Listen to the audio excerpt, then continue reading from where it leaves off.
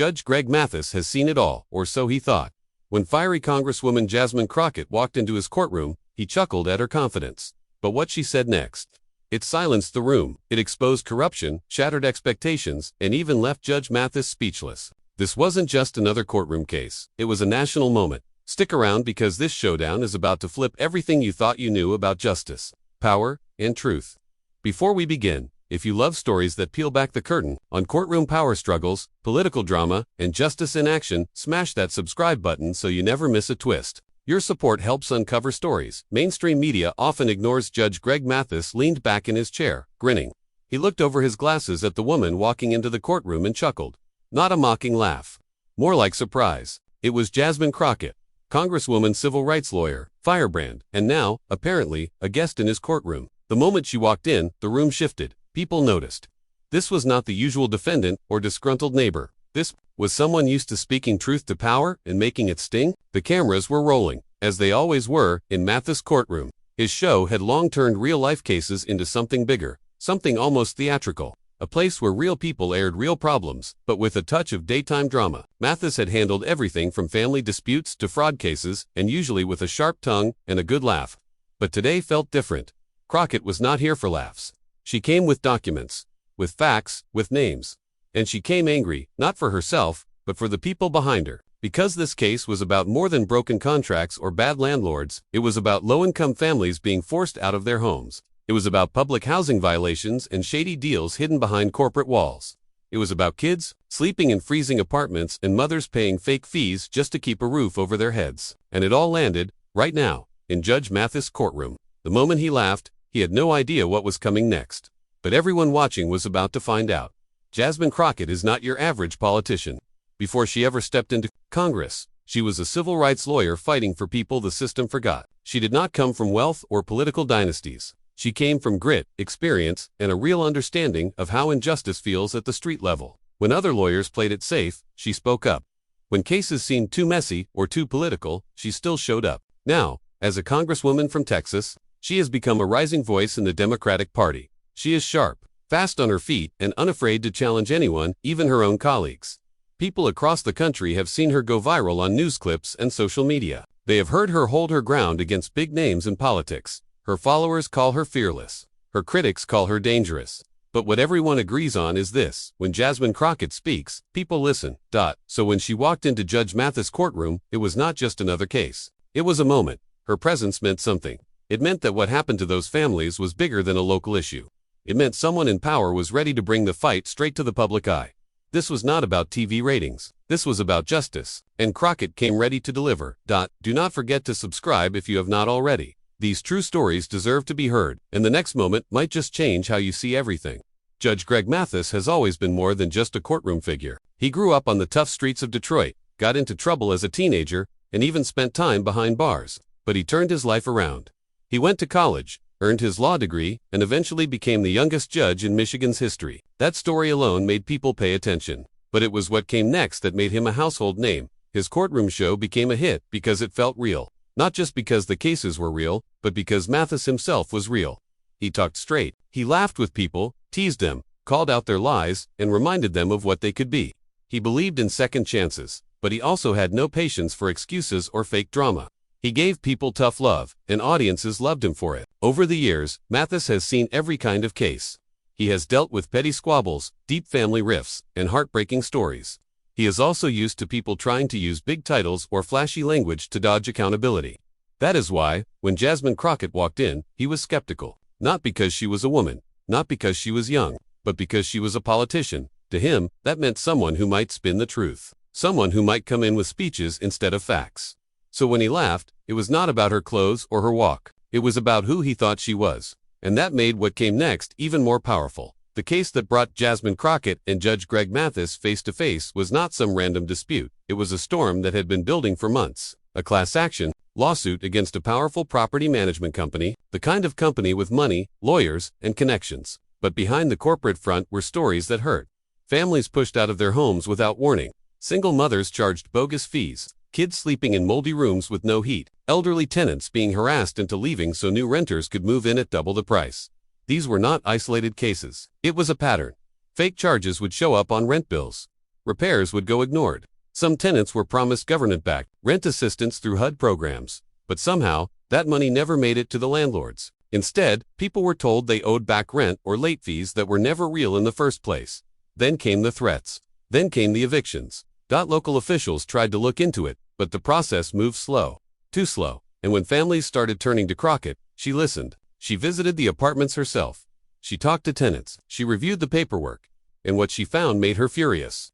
The system was broken. The company had played it well, knowing that most tenants would not have the money or power to fight back. So Crockett made a bold move. She filed the case in Judge Mathis' court, not just because of the law, but because of the attention it would bring. She knew this courtroom was watched. She knew this judge had a platform, and she believed that, if the public saw what these families had gone through, maybe someone would finally care. Maybe justice would not be silent this time, and Judge Mathis was about to see the whole truth. One page at a time. From the moment Jasmine Crockett stood up to speak, the energy in the courtroom shifted. She held her notes in one hand, steady and calm. Her voice was clear, focused, and serious. She started laying out her case with facts, not fluff. Names, dates, building addresses, fake fees, charged to real families. You could hear the room go quiet, just the sound of her words bouncing off the courtroom walls. But then came Judge Mathis. Not rude, just playful. He leaned back in his chair, cracked a small smile, and interrupted. So let me get this straight. You are telling me this big company has been scamming people out of rent money and the city just let it slide? He raised an eyebrow, half teasing, half testing. The crowd chuckled. It felt like he was poking at her, trying to see if she was just another politician with a speech. Crockett did not flinch. She smiled back, but there was fire in her eyes. She said, "Yes, Your Honor. And I would not be standing here wasting your time if I did not have the receipts." That line hit. You could hear it. Even the folks in the back of the courtroom leaned in. She was not backing down. She was not fumbling. She was ready. Judge Mathis gave a short laugh, not mocking, more like surprised. Then he waved his hand, like he was saying, "Go on then." And that was it. The line had been drawn. The crowd felt it. This was not just a TV moment. This was something else. You could see people straightening up in their seats, eyes locked in. Because from that point on, this courtroom was no longer about the usual drama. It was about truth, power, and whether one woman could flip the script in front of a judge who had seen it all. Jasmine Crockett reached into her folder and pulled out a stack of documents. She held them up, one by one, and began to explain. These were not just papers, these were lives on the page. Families whose leases had been altered without consent. Contracts that had forged signatures. Promissory notes that no tenant had ever agreed to. She pointed to one document and said, "This is a lease agreement, but if you look closely at the dates and the initials, you will see they do not match." The tenant signed one version. The management company filed a different one with the city. She did not raise her voice. She did not need to. The documents spoke for themselves. Then she flipped to a different file and said, "This is a HUD compliance report. According to federal guidelines, low-income housing must meet certain conditions. This property failed 8 out of 10 inspections in 2 years." Judge Mathis stopped leaning back in his chair. He leaned forward now, eyes on the page. His tone shifted too. No more jokes, no more teasing. He asked for the exhibit numbers and asked the bailiff to mark them. She paused to explain it to the room. A promissory note is a legal promise to pay a debt. If a landlord makes one up and files it as real, that is not just wrong, it is fraud. The audience followed every word. Mathis nodded slowly and said, "That is serious business. Somebody could go to jail for this." And just like that, the tone of the courtroom changed again. The laughter was gone. Now it was about truth, responsibility, and what it means when people in power try to bend the law for profit. Crockett had the proof. Now everyone in the room had seen it. Jasmine Crockett stepped back from the bench and pressed play on a small speaker. The audio filled the room. A mother's voice, shaky but strong, came through. She was pleading with the property manager, asking for heat in the middle of winter. Her kids were sick. She had called for weeks. Then one came. The courtroom went silent. No one moved. The judge, the audience, even the bailiff, everyone listened. Then Crockett called her next witness. An elderly man with a cane took the stand. He spoke about mold growing in the bathroom, about falling down after slipping on a leak that had never been fixed. He had complained 5 times. He got eviction papers instead.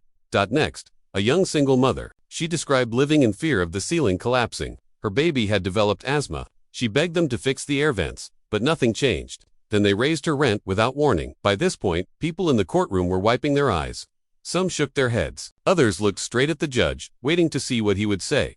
Judge Mathis sat quietly for a moment. Then he turned to the defense attorney and asked, "Did your client ever respond to these complaints in writing?" The attorney fumbled. Mathis asked again, louder this time, No more sidestepping, he said. These are not just buildings. These are people's homes. And just like that, the tone shifted again. This was no longer just a legal battle.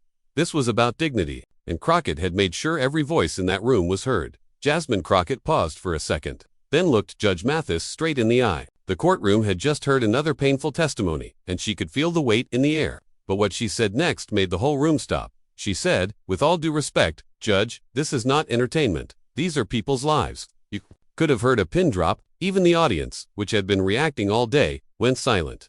Mathis raised an eyebrow. He was not used to being checked like that in his own courtroom, especially not by a young congresswoman. For a second, no one moved. Everyone waited to see what he would do. The bailiff shifted in place. The court reporter looked up from her keyboard. Mathis leaned back in his chair and folded his hands. He did not smile, he did not scold her. He just stared for a long moment. Then, he said, "Go ahead, say what you came to say." It was a moment of quiet power. Crockett did not flinch. She stepped forward and reminded everyone that this was not about scoring points or putting on a show. This was about families who had been ignored and discarded. And somehow, that tension between them only made the case stronger. It showed that even in a courtroom built for cameras, truth still had a place. Crockett had crossed a line, but maybe it was a line that needed to be crossed. Crockett pulled out one last piece of evidence. It looked simple, just a printed email thread stapled together. But as she began to read from it, the entire energy in the room shifted. These were not just complaints or accusations. These were emails between property managers and local officials. They joked about tenants. They discussed ways to delay repairs. One even talked about hiding violations before inspections. It was clear. This was not mismanagement. This was collusion. The courtroom stirred. People looked at each other, whispering. Judge Mathis leaned forward in his chair. He was not smiling. Anymore, he interrupted her mid-sentence and asked to see the papers himself. She handed them over. He read in silence for a few seconds, flipping through the pages. Then, he looked up and said, "We are taking a 10-minute recess." It was not a request. It was a command. As the bailiff stepped in, the audience gasped. Some even let out quiet exclamations. One woman near the back whispered, "She did not just do that," and she really did. Crockett stood still, calm, focused. She knew this was the moment the case tipped. She had been underestimated all day, laughed at, interrupted. But this was not about winning an argument. It was about getting justice. As people stood and the room cleared, you could feel it. The shift, the weight, the truth was out now, and there was no way to put it back. When Judge Mathis returned from the recess, the room fell silent. His face looked different now. The humor, the playfulness, it was gone. What remained was something heavier, something serious. He took his seat, looked around the courtroom, and then straight at Jasmine Crockett. He began slowly. He acknowledged the depth of evidence. He spoke directly to the plaintiffs, the families who had lost their homes, the mothers who had begged for heat, the elderly who had been ignored. His voice carried the weight of what he had just seen. Then, the moment came. He ruled in favor of the plaintiffs, but that was not all. Judge Mathis said the case was bigger than just one courtroom. He ordered that all findings be forwarded to the Department of Justice for further investigation. The crowd could not hold back. Applause broke out. People stood. Some cried, some hugged. It was not just a win, it felt like a turning point. Crockett stood there quietly. No celebration, just steady eyes and a firm nod. Her job was not to put on a show. It was to fight. Judge Mathis looked at her as the room slowly settled again. He shook his head slightly, almost smiling, and said, "You are something else." Was it a moment of real respect? This was not your average courtroom drama. This was power, truth, and accountability on full display. And Jasmine Crockett had just proved she was a force to be reckoned with. The aftermath was fast and loud. Within hours, clips from the courtroom started airing on every major network. CNN rolled the footage of Jasmine Crockett holding up those forged documents. MSNBC replayed the emotional audio of the mother pleading for heat in the dead of winter. Analysts across the board called it one of the most powerful moments in recent courtroom history. Social media caught fire. Hashtags like #CrockettClapsBack and #MathisMoment started trending by nightfall. TikTok users clipped her bold line, "This is not entertainment. These are people's lives," and layered it with music and reaction videos. Twitter lit up with side-by-side comparisons of her and past civil rights icons. Some said she was the future of justice. Others said she was the present. Then, Crockett spoke. She stood at a press podium, flanked by community advocates and families from the case. Cameras flashed, mics pointed forward. Her words were calm and direct. "We have only just begun." She said, "This is not about a moment. This is about a movement." Meanwhile, the property management company tried to save face. They issued a short statement to local press. It was vague. It claimed they were reviewing all internal procedures and disagree with the characterization of events. But the damage was done. Their name was already linked to corruption and cruelty in headlines across the country. This was no longer just a courtroom story, it had become national news, and Jasmine Crockett had become a name people would not forget. This was never just a courtroom win, it was something bigger, a reminder that truth can rise, even when it is mocked, ignored, or laughed off. Jasmine Crockett stood in that courtroom with nothing but facts, voices of the unheard, and a refusal to back down. And it worked, because when the truth is loud enough, even a judge stops to listen. But this is not where the work ends. If you felt something during this story, do not let it stop here. Look into your own city. Ask how your neighbors are being treated. Listen to the people no one listens to. Support housing justice. Support real accountability, because stories like this are happening everywhere, and if you believe these stories matter, you want more truth, more voices, more real moments that shake the system, then hit that subscribe button now. Join us, and help us keep sharing what they want buried. Next time, we are telling the story of a mayor who tried to silence a teacher. What that teacher did next left the entire town speechless. You do not want to miss it. Until then, keep watching, keep questioning, and keep believing in the power of truth.